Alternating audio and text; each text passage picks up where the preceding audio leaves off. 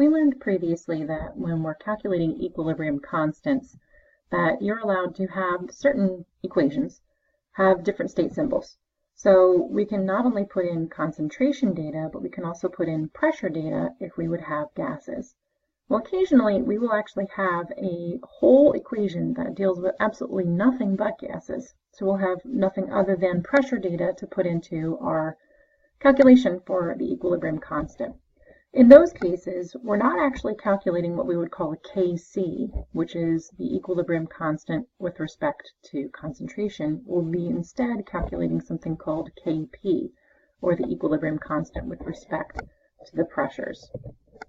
So again, just a different name, Kp instead of Kc. The generic term for all of these K values is Keq, and that's just the generic term for an equilibrium constant. So again, we're going to be using the partial pressures of each of these gases in the following calculations. Let's take a look at a little bit of an example here. So here's an example of a chemical equation where we're adding chlorine to some water, and we're going to make some hydrochloric acid and oxygen. And we can define the Kc value as what you see on the screen. So that would be HCl concentration to the 4th power times oxygen divided by the chlorine squared and N2O squared. Kp would be calculated exactly the same way with the exponents and everything's in the same position. It's just instead of using concentration data, you'd actually be using pressure data. Now we know from previous things that we've learned that for gases specifically, that concentration data is really moles divided by volume, and pressure is also something else that I can measure about a gas and often is more convenient to measure about a gas. But already we're talking about pressure, concentration, volume. We're really just a temperature away from talking about Pervner. So realistically speaking, Kc and Kp are almost the same, particularly for a gas, but they are going to be different by a factor. And that factor really is RT.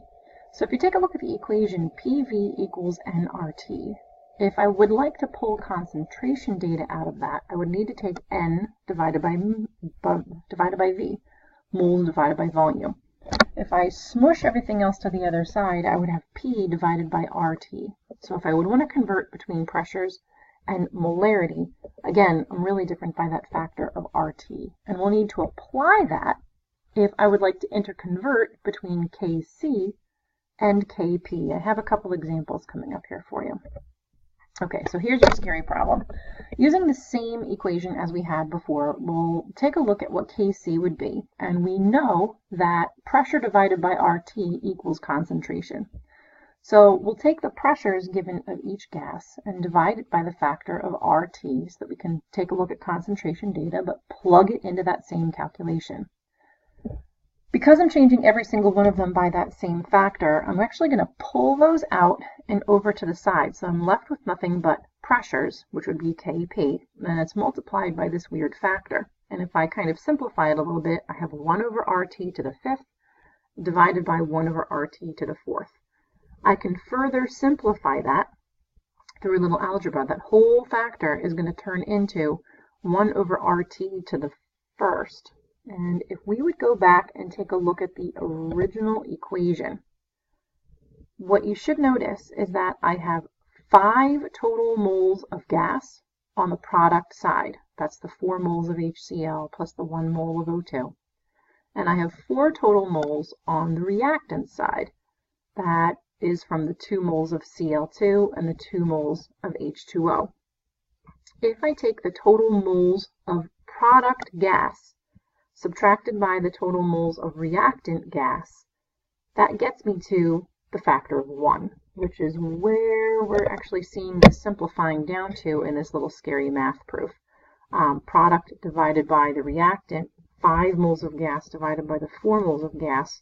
So realistically, every single problem, if you're converting between Kc and Kp, you can throw pressure data in, multiply it times 1 over RT to the delta N. And I have some lovely, lovely little equations here to show you to interconvert between them. So here are 2 quick little equations. Kc equals Kp times 1 over RT for this specific reaction, because again, there's only 1 mole difference between product and reactant moles of gas, or Kc times RT equals Kp. For every single reaction, you can actually use the 2 equations listed down below. These are traditionally not really provided on the AP exam. You can look for them on the AP equation sheet. I don't believe that they're there. So they're not a bad thing to have in your back pocket. But Kc equals Kp times RT to the negative delta N. And again, I must emphasize, delta N, it only applies to moles of gas. So you have to look very carefully at those state symbols in your equation. And think about the type of R that we're going to be throwing in here. If we're using PERGNERT, we're not talking about energy anymore, we're talking about gases. Make sure that you're using the 0.08206. The units on that are liters times atmospheres divided by K mole. So the temperature that we're plugging in also has to be in Kelvin. Let's look at another little example here. So here I have a problem here, and if you'll notice, everything inside of my equation is a gas, but yet I'm provided with a Kc value. If I would be given any type of pressure data and asked any questions about it, I would need to make sure I had a Kp value to go along with that. If you're going to be plugging in only pressures, you want to have a Kp value. If you're going to be plugging in concentration data, you want to use a Kc value. So it is important to be able to interconvert from one to the other. So at any rate, we're given a Kc value of 49, and we're asked, what is Kp at 25 degrees Celsius? I went ahead and I just wanted to say what Kc even looked like. So just as a refresher, that would be Hi squared divided by H2 times I2.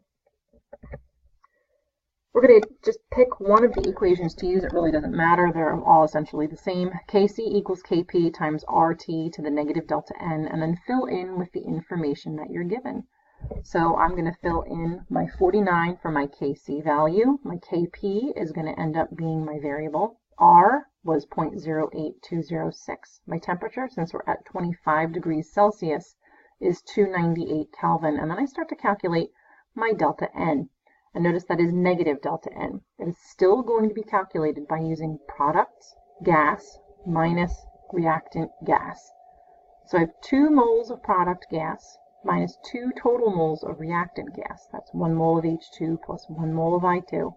My total delta N there is 0. So that whole term of RT to the negative delta N can be simplified to 1. In this case, Kc equals Kp. So they're both equal to 49. This will not always be the case, however, so you need to look very carefully at those coefficients in front of your chemical equation. Only focus down on the gas ones, because the solids, the liquids, the AQs, none of that is going to count into delta N, only the gas. And that's a quick and easy way of converting between Kc and Kp.